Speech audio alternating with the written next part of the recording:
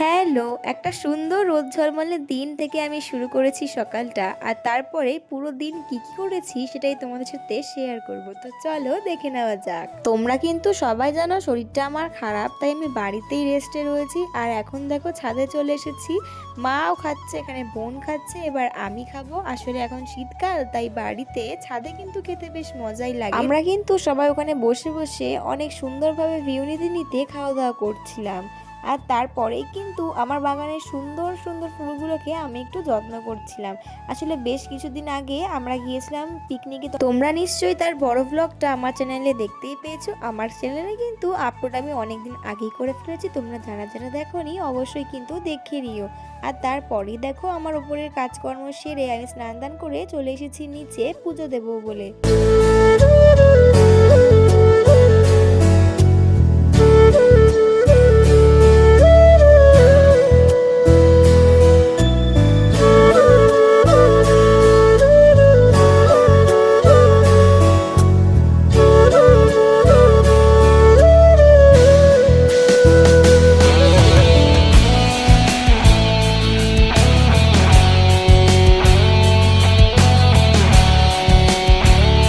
দেখো পুজো দেওয়া কিন্তু সেরে আমি খাওয়া দাওয়া করে দুপুরে তারপরে একেবারে সন্ধ্যাবেলায় মাসির ঘরে এসে চা খাচ্ছিলাম।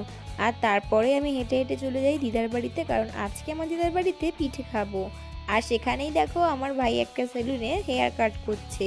ভাইয়ের এই হেয়ার কাট করা দেখে আমার একটা ঘটনা মনে পড়ে গেল। আমি কিন্তু ছোটবেলায় ক্লাস 6-7 অব্দি এমনি ছোটোখাটো হেয়ার কাটই করতাম।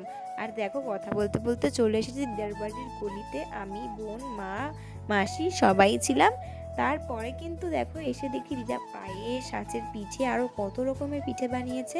তো সেগুলোই এখন আমি খাবো। আর পায়েসটা কিন্তু খুব সুন্দর হয়েছিল। এবার তোমরা দেখতে পারবে আমার এক এক করে পিঠে খাওয়া। আর আমি যেই পিঠেটা খাচ্ছি সেটা কিন্তু আমার ফেভারিট, আর আমি এই পিঠেটা খেতে খুব ভালোবাসি। আমার শুধু দিদাকে একবার বলা লাগে, তারপরে দিদা কিন্তু সবটা তৈরি করে দেয়। এইটা খাওয়ার পরে আমি আবদার করেছি আমি কিন্তু মালপোয়া খাবো, যেহেতু শরীরটা একটু খারাপ তাই কিছুদিন পরেই খাবো। আবার তোমাদের সাথে আমি অবশ্যই শেয়ার করব। তো চলো এবারে আমি পিঠে খাই, তোমরা পিঠে খাওয়া দেখো। আর নেক্সট ব্লগ নিয়ে কিন্তু আমি খুব তাড়াতাড়ি আসবো। দেখা হচ্ছে খুব তাড়াতাড়ি।